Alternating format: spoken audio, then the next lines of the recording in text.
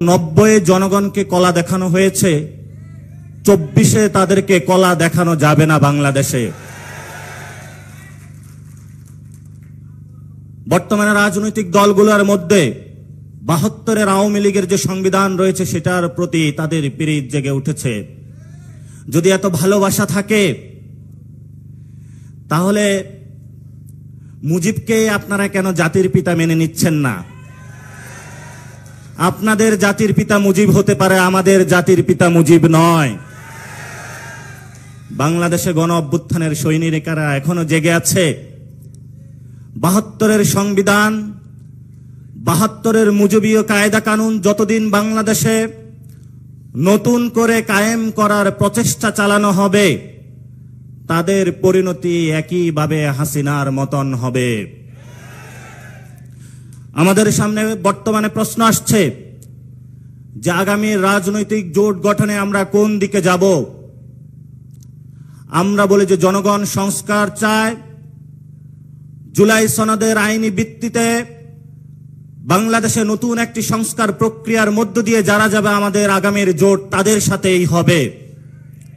এই ক্ষেত্রে যদি জামায়াত ইসলামী এগিয়ে আসে তাহলে আমরা দুপা এগিয়ে যাব, যদি বিএনপি এগিয়ে আসে তাহলেও আমরা দুপা এগিয়ে যাব।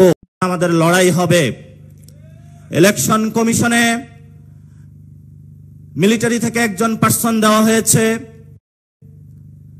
জামায়াত ইসলামী থেকে একজন দেওয়া হয়েছে, বিএনপি থেকে একজন দেওয়া হয়েছে। নতুন করে নব্য গ্যাং ঢাকাতে নাকি বের হয়েছে, ছোটন গ্যাং, সেখান থেকেও নাকি একজন হয়েছে। বাংলাদেশে কোনো ইলেকশন কমিশনে গ্যাংবাজি চলবে না।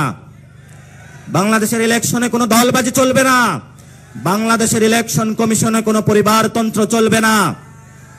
ইলেকশন কমিশনকে মিলিটারি মুক্ত করতে হবে, সিভিল ফরম্যাটে ফিরিয়ে আনতে হবে, এটাকে জিয়াবাদ মুক্ত করতে হবে, জামায়াত ইসলামী মুক্ত করতে হবে।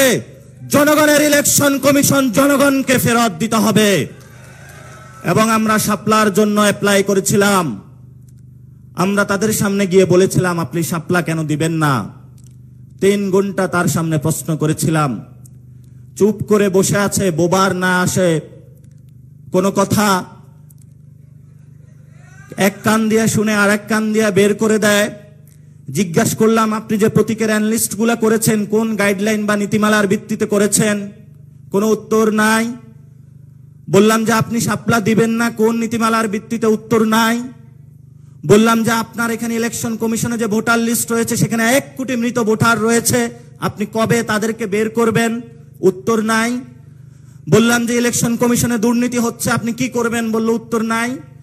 বললাম যে ইলেকশন কমিশনে আওয়ামী লীগের যে আমলে নিয়োগপ্রাপ্ত লোকগুলো রয়েছে আপনি কবে তাদেরকে বের করবেন? বলে উত্তর নাই।